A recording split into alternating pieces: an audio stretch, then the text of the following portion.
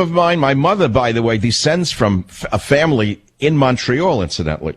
Oh, really? What is it? Yeah. I don't remember. I mean, I used to go there as a little kid, Mount Royal, teacups. Who remembers? Exactly. You know, it's like remembrances of things past. I remember fine teacups and Mount Royal and sleds and snow. I don't remember anything else. Yeah, we're not. Mordecai, it's beautiful hearing from you. And if we can get your address, we'll send you a copy of my new novel coming out in a few weeks, Countdown to Mecca. I love shifting gears a little bit. Don't you? I mean, we know how corrupt the Clintons are. We know how much they stabbed America in the back. We know that Obama's deeply in bed with them. We know Obama knew about the transfer of the uranium. We know that Obama has never, ever admitted he's been wrong about anything. And yesterday, suddenly, out of nowhere, he apologizes for a drone strike that killed 2 Americans, or an American and an Italian. Why would he have done that yesterday? It was to sweep away this growing scandal of the sale of uranium ore to Russia, right under our noses while Obama was president, and right under the nose of Hillary running for the presidency. Okay? So we understand that. KCMO in Kansas City. Rick, welcome to the Savage Nation. What's on your mind? Yeah, Michael, again, you hit it right on the head. The one that's going to be most upset with the Clinton deal is the King of the Huckster speeches. Obama, the gravy train is going to come to a screeching halt. Well, no, I heard that Obama's looking to a location for his library, and his minions are scouting out sites in Iran. Very good. But he can't make any... Well, he could probably give speeches in Iran and collect a lot of money. Iran, China, Russia. The very man he called Hitler might invite him to give a speech. Very good. Maybe the Russians will invite him to give speeches thanking him for the ore. Maybe when Obama goes to Moscow to give his first speech after the presidency, he can start by singing "Row, row, row your boat gently down the stream" and refer to the ores, and sort of move the audience slowly into the whole issue of a yellow cake uranium. All right, thanks. It's a little pushing it a little too hard. I get it, but it's all made up as I go along. N'importe où dehors du monde, anywhere out of the world. The life is a hospital. I can't get over it. I can't get over it. I remembered one line from it. Women usually like this kind of stuff. Men don't like it at all. They think only sissies speak French. It's such a bias of the Rush cartel. They think cigars are good for them. Belching in public makes them a man. Passing gas makes them a real man. Insulting women makes them an even bigger man. Polluting is the sign of a real Republican. Killing defenseless animals is the mark of a real man. I mean, I'm not that kind of guy. To be honest with you, not that. I never was that kind of guy. Just read some of my earlier work, such as The Nympho in Alley Pond Park. You'll see who I really am. Yeah, that was a good story. Yes, indeed, it's the Savage Nation, 855-407-282. We have any other good sound I missed? I got to listen to Hillary one more time. I will leave the world. Okay, let's go for one more. Oh, here's a good soundbite. A New York City assemblyman, David Greenfield, a Jewish man, was so incensed at the vermin unfurling a Palestinian flag during a memorial for the dead at Auschwitz that he attacked the vermin, the Palestinian garbage that were doing this, in a speech that is worth noting. Listen to clip 11. He had the guts to stand up to these rats. Listen. While we were discussing a resolution regarding the murder of 1.1 million human beings, I will point out that 90% of whom were Jewish, but the other 10% were political dissidents. They were Jehovah's Witnesses. They were gays. Those were the people who were being killed together in Auschwitz-Birkenau. While we were discussing that, they had the nerve, the chutzpah, the temerity to unfurl a Palestinian flag and to yell at us while we were discussing that. Come on, keep going. Just play the whole speech. And so the reason I'm pleased is because we can stop pretending that this is about Israel when the reality is that every Middle Eastern country that is in existence today is not democratic and persecutes people of other faiths and persecutes gays and persecutes people who disagree with them and persecutes people on Twitter and persecutes women who drive, except for one country, which is the state of Israel. Go! And so what you saw Go! here Tell today those rats to was drop naked, dead! blind Tell those rats to go back to the anti-Semitism. sand holes they That's come what from. you saw, and that's what you watched, and that's what you witnessed. People who are upset for one reason. Do you want to know why they're angry? Do you want to know why they're unfurling that flag today?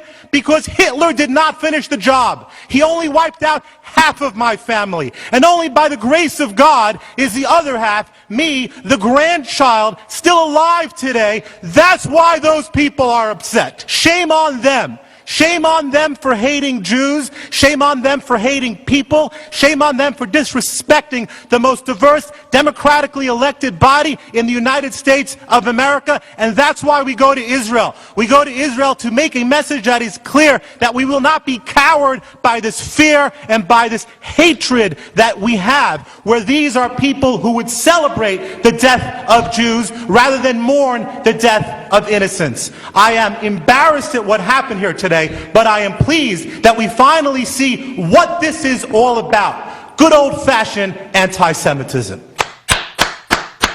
There's one Jew who's not going to take it. And you know, you look around and you take a look at the people stamping on the American flag in Georgia, the big Muslim beards, huh? You take a look at who was stamping on the American flag? Big Muslim beards. They come here and spit on your flag. 10 people to a family, welfare, they don't work, and they spit on your flag. They celebrate Hitler, huh? And you want more of them in here?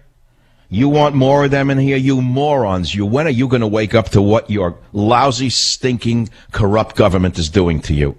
Look, I'm talking to myself right now. I'm so angry. That's why I shifted to French poetry. Because there's a certain point at which I have to leave politics behind. It does not satisfy my soul. My soul begins to shut down. It just closes up on me. It disappears. It evaporates. It disappears into a small capsule somewhere in the deep recesses of my mind. My soul dies the more I do politics in this country. The less satisfaction I get.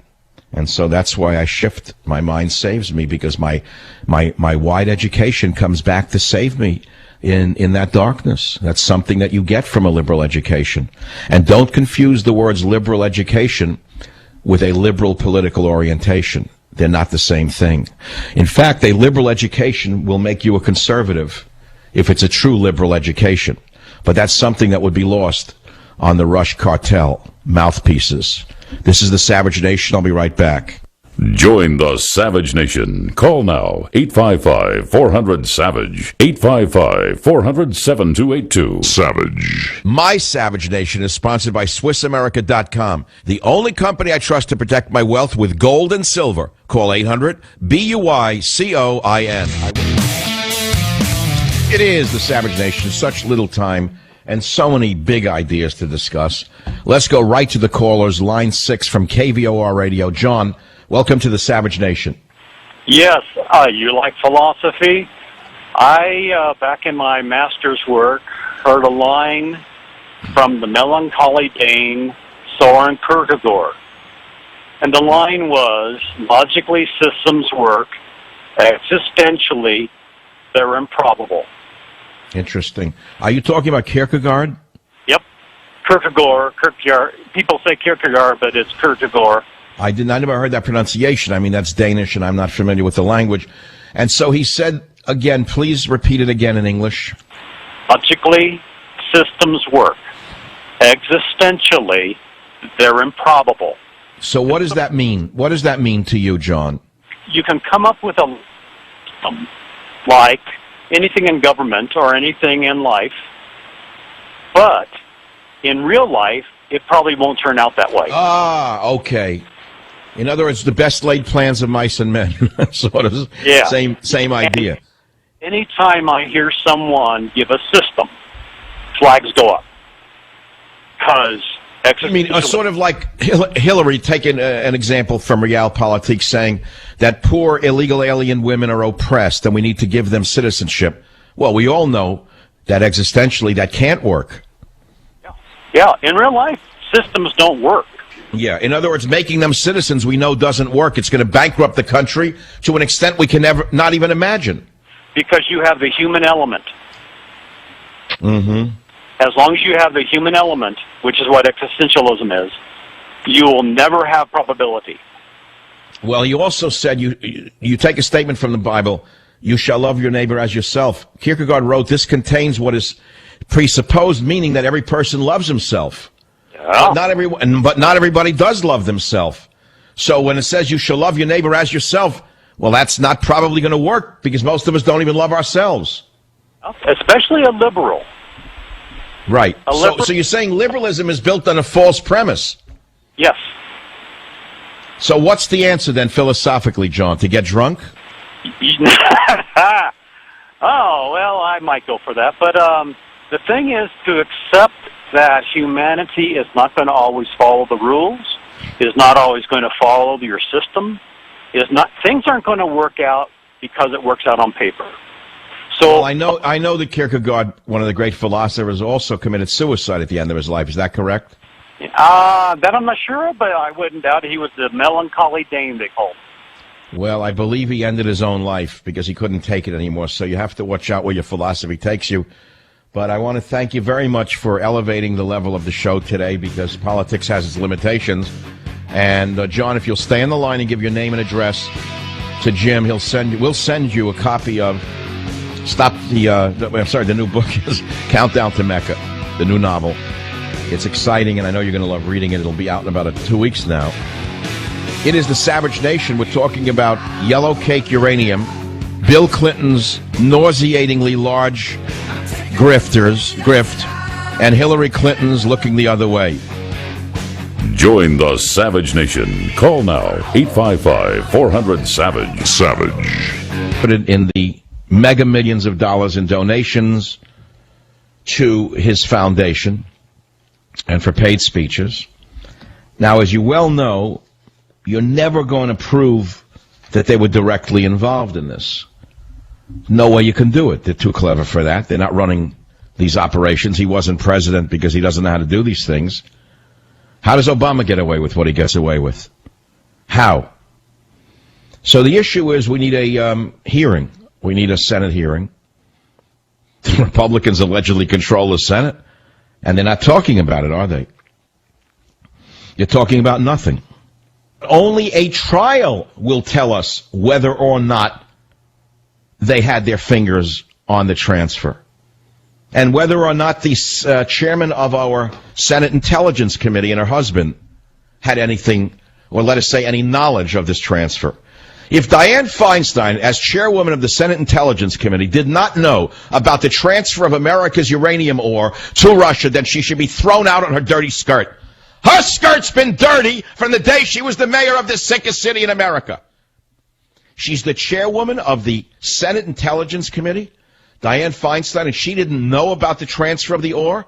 So either she didn't know about it or she did know about it. If she knew about it and she didn't say anything about it, then she's complicit in this crime. If she didn't know about it, then she should be fired immediately. But who am I appealing to? I'm only appealing to the American voters, not to that piece of garbage, John Boehner, that useless piece of garbage. I wouldn't use him as a clothing dummy. John Boehner has less utility than a mannequin in a store. At least you know it's a mannequin. Can you believe he says the Clintons are good people after a scandal like this? And isn't it odd that all the time we were transferring uranium ore to Russia, Obama was calling Putin Hitler, Hillary Clinton was calling Putin Hitler? How is that possible? And by the way, don't we have a nuclear non-proliferation treaty with Russia? Then what do they need the ore for? And why would we give it to them? The questions I have raised are worthy of a 6-month to 1-year investigation by a team of reporters. I'm only a talk show host asking questions that anyone with any degree of intelligence and love for America would ask. Was Feinstein involved or not? Who else in the government was involved and signed off on it? Where'd the ore go? How does the ore get to Russia? Is it shipped, is it sent over by airplane? How do they send the uranium ore to Russia? Or is it worse than you think? Are we actually weaponizing the uranium and turning it into fissionable material here and sending it to Russia? We don't even know how far this goes, do we? Well, I'm only a talk show host looking from the outside in. We have no government. We have a zero government, no government whatsoever. There is no government. We have a dictatorship. We have one-man rule. The whole West is sick in the head. You let in radical Muslims and you find out years later that they're plotting to blow someone up? You mean you couldn't figure it out by looking at some of them? In Sardinia, they were sitting there with their big beards, sitting there living off the